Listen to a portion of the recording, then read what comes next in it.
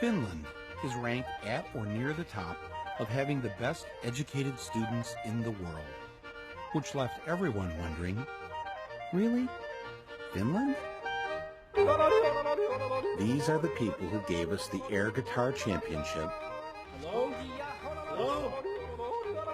And the sports of cell phone throwing and wife carrying. These are the geniuses that cracked the code to good education. I mean, how is it that the kids in Finland are ahead of the rest of the world? So here's what happened. Back in the day, Finland's schools sucked on the level that ours suck on. When they tested the world's kids, both Finland and us were usually about the same, somewhere down the list of nations. But Finland didn't like that. So they tried some new ideas, and in no time, Finland shot to the top of the world. Their students were #1. How did they do that? That was the one question I wanted an answer to, and I went straight to see the enemy's Minister of Education. Before I could say anything, she blurted out their top secret. They do not have homework. Wait, so you reduce the homework you give them at school? Yes. They should have more time to be kids, to be youngsters, to enjoy the life. How many hours of homework did you get last time? About 10 minutes or something. 10 minutes of homework? Yeah. Maybe 15 minutes or 20 minutes. 20 minutes, but not so 20 much. minutes? Yeah.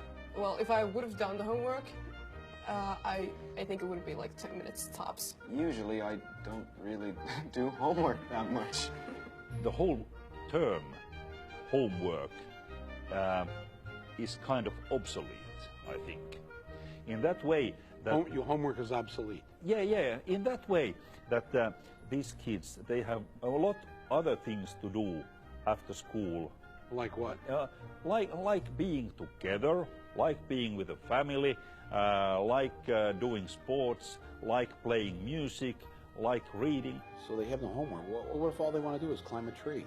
They could climb a tree, yeah. They can climb a tree, then they learn how to climb a tree. But they'll end up, while climbing the tree, probably finding out about different insects, and they can come to the school next day, tell me about what they found. Compared to the older kids, how many hours a day do the younger ones go to school? Mondays, 3 hours. Tuesdays, 4 hours. It varies. It's 20 hours a week. So they're, oh man. Now, does this 3 or 4 hours at school include the lunch hour? Yes. How are they learning anything? How are you getting anything done? Your brain has to relax every now and then. If you just constantly work, then you stop learning. And there's no use of doing that for a longer period of time. Finland students have the shortest school days and the shortest school years in the entire Western world. They do better by going to school less. How many languages do you speak?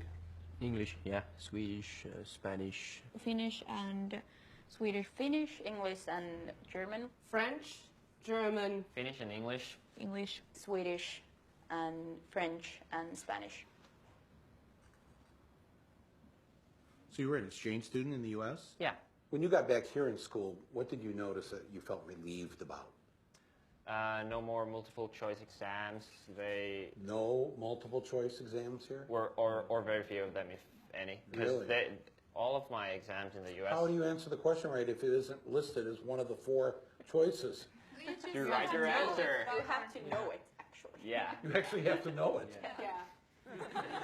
If there was one thing I heard over and over again from the Finns, it was that America should stop teaching to a standardized test. Get rid of those standardized tests. National testing. The standardized tests. Standardized testings. What you are teaching your students is to do well on those tests, and you're not really teaching them anything.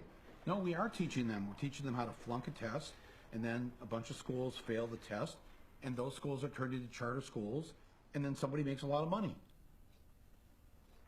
But school is about finding your happiness, finding finding a way to learn what makes you happy. They figure now about 1/3 of the school time the students are in school is spent preparing for the standardized test. And so they've eliminated a lot of things that aren't on the test. So music is gone, art is gone, poetry is gone. Yeah, in many schools. Civics isn't even on the test. So now schools are dropping Really? civics. Yes. Civics, American civics. Okay. Unbelievable. We got rid of poetry. Really? Yeah. Yeah. Why? It's a waste of time. When are they ever going to learn? When are they ever going to speak as poets when they're adults? How does that help them get a job?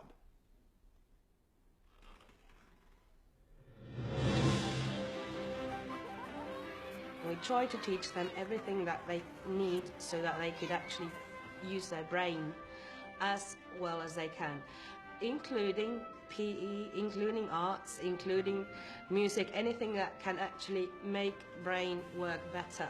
The children need to be baking, they should be singing, they should be doing art and going on nature walks and doing all these things because there's this very short time that they're allowed to be children.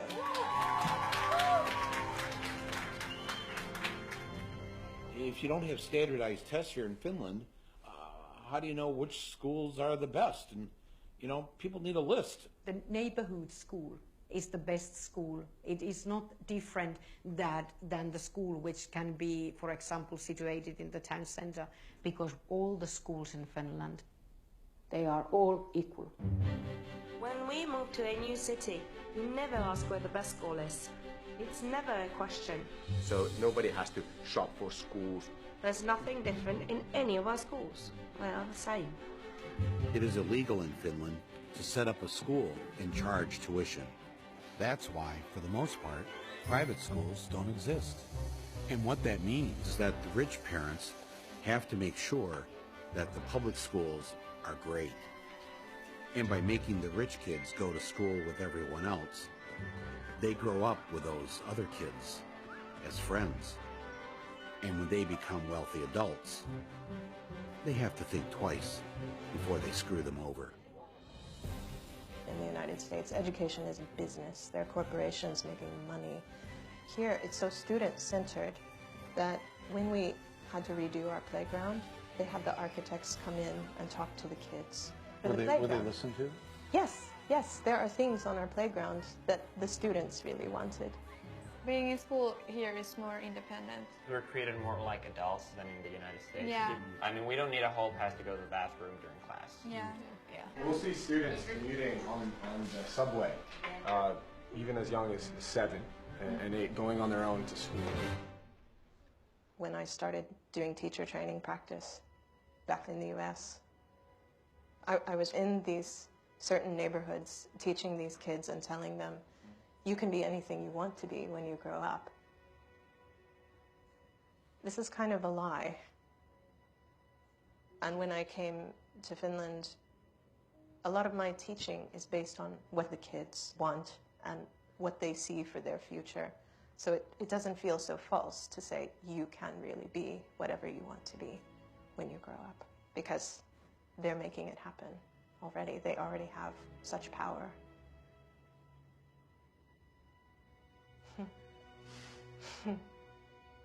That's upsetting to think about that, that our kids don't have that. That's really beautiful. It's not that we have figured out something that nobody else has done in education. That's wrong. Many of these things that have made Finland perform well in education are initially American ideas. We try to teach them to think for themselves and to be critical to what they're learning. We try to teach them to be happy person, to respect others and respect yourself. You're concerned with their happiness. Oh yeah. What the hell do you teach? I teach math. So the math teacher says the first thing out of your mouth of what you wanted these students to get out of school was to be happy, to have a happy life. Yeah. And you're the math teacher. Yeah. When do they have their time to play and socialize with their friends and grow as human beings? Because there's so much more life around than just school. You want them to play? I want children to play. And that was the principle. I'm planting the American flag right here in the middle of your school and claiming this great idea for us. Thanks for stealing it. Yeah, that's how we roll.